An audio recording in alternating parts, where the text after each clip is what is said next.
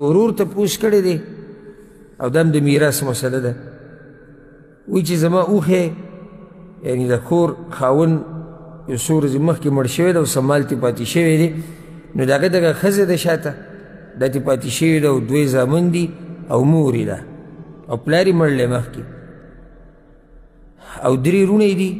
یو پکې واده کړی دی دوی نشتي درې خویندې دي دوه واده شوي دي او یوه طلاقه شوې ده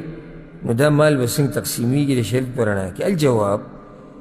اول چې ګوره اصحاب الفروض اصحاب الفروض چاته وایي چې د هغوی خاص حصه الله ذکر کړي اول به د هغوی حصه ورکوي باقي چې به پاتې شي هغه به چاته میلاویږي هغه به ذکر کوو نو اول به راځو ښځې له د ښځې سویمه حصه ده اتمه ولې اتمه ده بچی اشتي اتمه په دې ځکه چې بچی اشتي ولهن الربع مما تركتم ان لم يكن لكم ولد فان كان لكم ولد فلهن الثمن مما تركتم الله وی که ستاسو بچی نه او مړه شوي د هغوی څلورمه برخه ده او که بچی یي او تاسو مړه شوي بیا اتمه برخه نو ښځې ته خو اتمه برخه میلاویږي مور ته به شپږمه حصه میلاویږي ولابویه لکل واحد منهما السدس مما ترک ان کان له ولد که بچی بیا مور ته شپږمه حصه میلاویږي دا د برخې خاوندان د دوی محدود برخه وه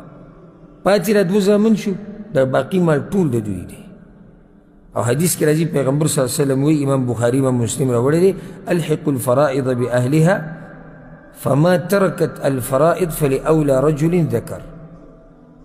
پیغمبر صلی الله علیه وسلم وی چې د کومې حصې چې الله ښوولي دي دا د هغوی حقدارو له ورکوي چې کوم مال پاتې شو